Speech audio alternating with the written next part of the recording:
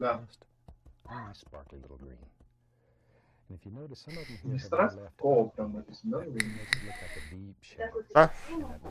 Да. Да. Distrust call.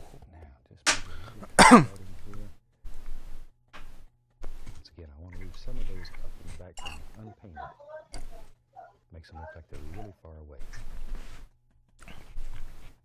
Okay, super. Now, let's take our little script liner brush, and I'm gonna dip that in some paint thinner, and go right into the lavender color. Как же он ебашит, блядь. Almost, look at it, it's almost like Боб, ёб, ты кто же еще? That brings it to a very sharp point and loads it full of color. Need a lot of color, okay? Maybe there's some little tree trunks that we can see just here and there. And these little delicate things in here really give depth and dimension to your painting. Because they're always in the woods. You always have little sticks and twigs and limbs and branches, whatever you want to call them. They're always there. And they're very nice to put into your painting. They add realism to it. There we go. And I know we're not interested in going out and making a happy buck or two. But if you're out selling your paintings, and I've said this so many times before, this is what separates your painting from other people's. It's this little bit of extra in it. Makes you special. And we know that you're special. There. Okay. Now then, it's time to really have some fun. Let's take an old 2-inch brush here. And in my world, maybe I'm going to have some little grassy areas that come right down through there.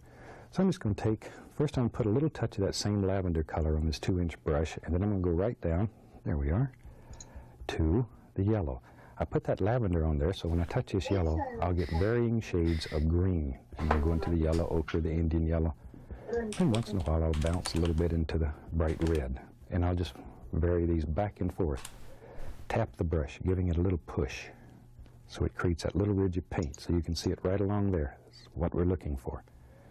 There's another one on the end of the brush. That's what we work with. Okay, let's go up here. You have to think about the lay of the land already. Maybe our land's going to flow.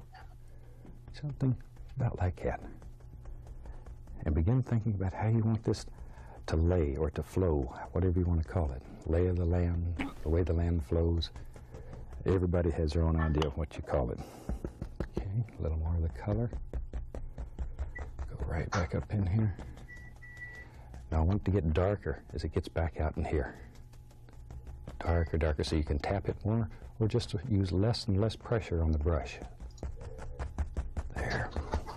Okay, we'll sort of vary. We'll go into a little more of the yellow ochre here and there. You can change the planes in here or the lay of the land just by doing that. See, it leaves a little indentation in there, and it creates interest in your painting. That easy. Okay, a little touch right in here, like so. There we are. But things will begin appearing if you just start out with a general idea. You don't really have to plan each and every little thing here.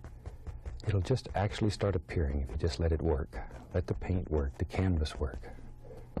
Shoot. Now, sometimes it's fun to take your brush and go into a small amount of titanium white. Just load a little tiny bit on there. Немножко titanium white, понимаешь? Small amount. I don't want much. Now, think where your light's coming from, and just pick out an area or two, and let that really shine. It'll look like there's light just zinging right through there. It'll really, really sparkle your painting up. Just think where it would hit, but don't overdo. This gets feeling good, and it's real easy to overdo. And then it absolutely will lose its effectiveness. Back to our darker colors. Just add in some little things here and there. All right. Now, you know me. I like water. That would be a perfect place for a little stream. I'm going to dip the fan brush into liquid white, go into titanium white. I'll be right back. Get the least little touch of phthalo blue. So we have liquid white, titanium white, and phthalo blue. The liquid white's in there only to thin the paint, because a thin paint, as you know, will slide right over the top of a thick paint. Okay, let's go up in here. Now, with this thinner paint on the brush, in my mind, right about in here, there's going to live just a happy little waterfall. But see, pull it straight and then go down, over and down, like that. Decide how big your waterfall is. Just push upward, create a little foam. Now we can start letting that waterfall just work right down here. And it's going to pick up the color that we put on that black gesso. We have that nice lavender color on there. Whoops, look at there. Fell over again. Water got trapped in there. Fell right over. Just make up little stories and let the water go bloop, wherever you think that little bloop should happen. And that easy. That easy. You can create the illusion of a little stream that's just bubbling and playing. Probably some little trout live in there. This is a place my little squirrel would like to live, because this certainly is a lovely spot. He would have a good time here. Good time here. Hope you like seeing those little rascals. They play a very important part of my life. Right now I have 5 little squirrels and 2 crows. I've talked about the little crow in other series. Both of them have been injured by guns. People just shooting them, just for the heck of it. I'm not opposed to hunting, but I'm certainly opposed to people just shooting things just for the pleasure of shooting them. Don't want to get on that soapbox. Okay, let's go back here. I'm going to take some of that lavender color.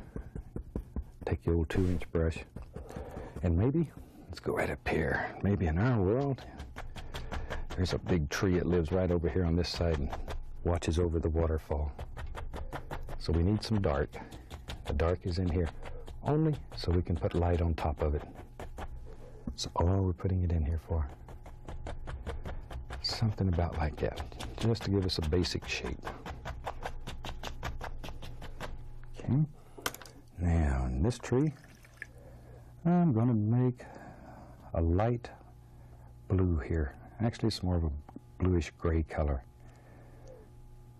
And maybe there's a happy little tree trunk that lives in our tree. Right about there. See? There. I'm going to put leaves, I think, on this tree, so we don't need too much. Just a little bit of this might show. Something like that. Yeah, we can go back. Бля, какой ты быстрый. 2-inch brush. What the heck? You could use 1 Быстрее Боба Росса, понимаешь? Anything. We'll use this. It's handy and it's already got paint on it. We'll go more into the yellow ochre on this one. Let's go right up here. Now using just the corner of the brush, let's come in here and put the indication of all kinds of just beautiful little foliage on this tree. Just wherever you think it should live. There. But work in patterns, layers. Think about the shape of the tree. Just don't throw it on at random, or that's what it'll look like.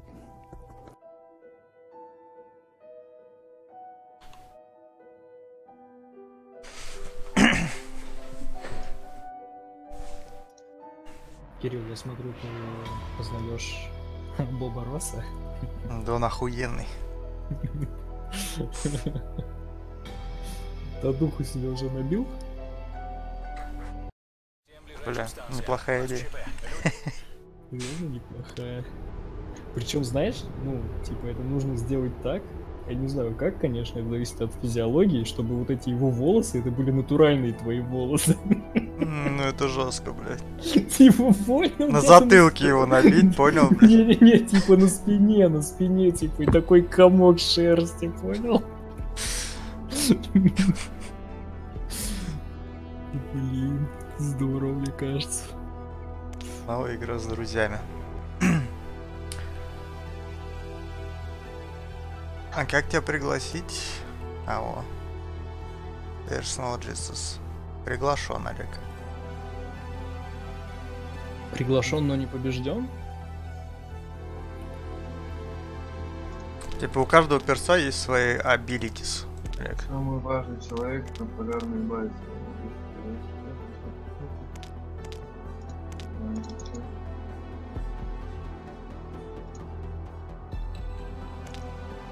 Я уже выбрал, не могу не потянуть. Нет, ты любого другого можешь кликнуть вот там снизу.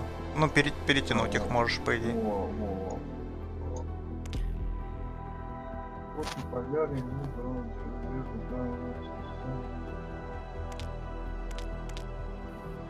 да,